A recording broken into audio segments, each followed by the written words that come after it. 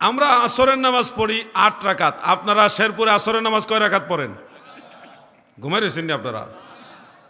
৮ রাকাত আসরের নামাজ, 4 রাকাত সুন্নত, 4 রাকাত ফরজ। কিন্তু দেখবেন অনেক মুসল্লিরা 4 রাকাত সুন্নত নামাজ পড়ে না, অবহেলা করে। সময় থাকলেও দেখা যায় অবহেলা করে। আপনারা অবহেলা করাতে কি ক্ষতিগ্রস্ত হচ্ছেন আপনারা জানেন না। আমার নবীজি বলেন, মান সাল্লা আরবাআ রাকাআতিন ক্বাবলাল আসরে বানাল্লাহু লাহু বাইতান ফিল জান্নাহ ওয়া ফি রিওয়ায়াতিন উখরা হারামাল্লাহু বাদানাহু আলান নার। উম্মতেরা গো,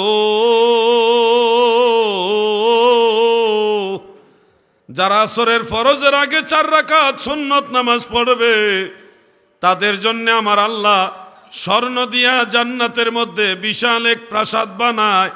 আমার আল্লাহ প্রাসাদ এই কারণে বানায়, আমার হাবিবের উম্মতে সুন্নত নামাজ পড়ছে, আমার দুস্তের উম্মতের জন্য ঘর বানাইলাম, জান্নাতে আইসা আমার আদরের বান্দারাই ঘরের মধ্যে থাকবে।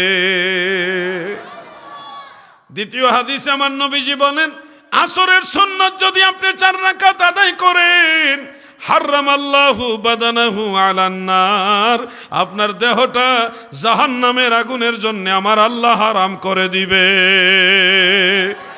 এমন একটা রহমতের চাদর দিয়ে আপনাকে বেষ্টন করে রাখবে, ওই চাদর আপনাকে বেষ্টন করে রাখবে।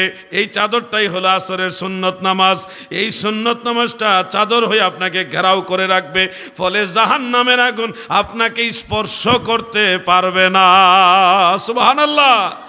তাকে আগুনে পোড়ায় না, জমেও সয় না গো নবীর প্রেমিক যে জনা, তারে আগুনে পোড়ায় না, জমেও সয় না গো নবীর প্রেমিক যে জনা।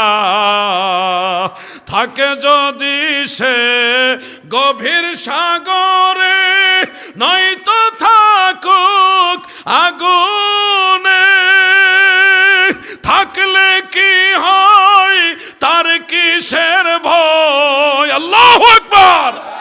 থাকলে কি হয় তার কিসের ভয়?